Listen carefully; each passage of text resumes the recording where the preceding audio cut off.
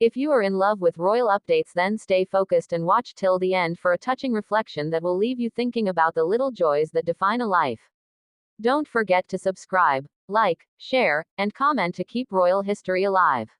Queen Elizabeth II, the longest reigning monarch in British history, carried many traditions with her through the decades, from her unwavering dedication to duty to her impeccable sense of style. But few people knew that one of her most cherished constants was surprisingly simple, a beloved childhood comfort food she enjoyed right up until the age of 97.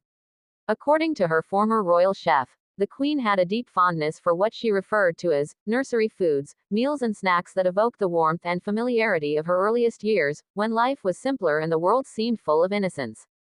This revelation offers a rare and intimate glimpse into the private life of a sovereign, often seen as the embodiment of composure, restraint, and regal discipline, showing instead the human side of a queen who, despite her immense responsibilities, held on to the same tastes that comforted her as a little girl. The chef's account recalls that in the midst of state banquets, political receptions, and opulent royal gatherings, there was always a place for this humble dish in the Queen's dining routine, proof that even the most powerful figures in history seek solace in the familiar flavors of childhood. Imagine the contrast. A woman whose days were filled with international diplomacy and ceremonial grandeur ending her evening with a plate of something she had enjoyed since her nursery days. It was a tradition that linked her past and present, reminding her of her family's private world before the weight of the crown rested upon her head.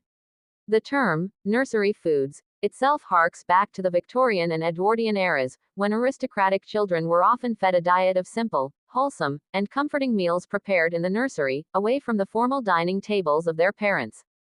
In the Queen's case, this tradition persisted not as a matter of formality but as a personal choice, something she kept not because protocol demanded it but because her heart, and her taste buds, drew her back to it. Her chef recalls that these dishes were not luxurious in the conventional sense, they weren't covered in gold leaf or infused with rare spices from distant lands. Instead, they were rich in sentiment, imbued with the flavor of memory. The Queen, he said, never saw the need to abandon the foods that had brought her comfort as a child simply because she was expected to embrace a more sophisticated palate as an adult.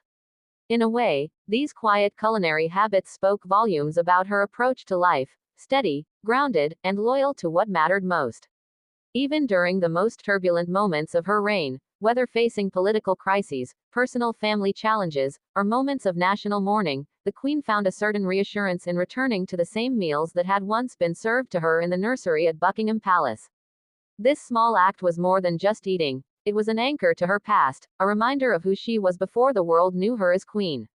It is also a powerful reminder for us all that life's greatest comforts often come not from grandeur but from the humble and familiar. As the chef recounted the details, one could almost picture the Queen, crowned head of the Commonwealth, symbol of national unity, quietly enjoying a plate of her favorite childhood dish, perhaps accompanied by a cup of tea, far away from the public gaze. This small ritual, repeated over decades, reveals that even those who stand at the heart of history have private moments of simplicity, moments that make them relatable to millions. Her unwavering attachment to these foods also reflected her broader philosophy on tradition. While she was known to embrace modern changes in certain aspects of royal life, she remained fiercely protective of customs that had personal meaning. In a palace filled with glittering treasures and lavish menus, the enduring presence of a nursery dish was a testament to the idea that true luxury is not about price or extravagance, it's about the comfort and continuity it provides. It becomes clear that this was not just about taste, it was about identity. The same way the scent of an old book can take you back to a childhood library, or a song can bring back the feeling of a summer long past, the taste of that cherished meal connected Queen Elizabeth to the roots of her life story.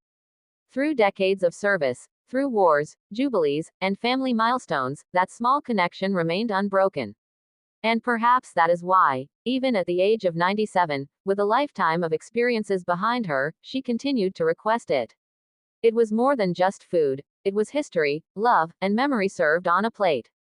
In the quiet of her private apartments, far from the cameras and the pomp, it was here that Queen Elizabeth could simply be Elizabeth, the little girl who once played in the gardens of Buckingham Palace and found comfort in the warmth of a familiar dish. Her chef's recollections remind us that while the Queen will forever be remembered for her remarkable public life, her private moments of humanity are just as important in understanding her legacy. She showed that no matter how far life takes us, Holding on to the things that shaped us is not a sign of reluctance to grow, but a sign of strength. It is a choice to remain true to oneself, even when the world demands transformation. And perhaps that is the real lesson from this revelation about her enduring love for nursery foods, that beneath the crowns and titles, beneath the centuries of tradition, there lived a woman who knew the value of the small, simple joys that make life worth living. As we think about this touching detail from her life, it leaves us wondering, what is the one comforting taste or tradition you would carry with you for a lifetime, no matter where life takes you?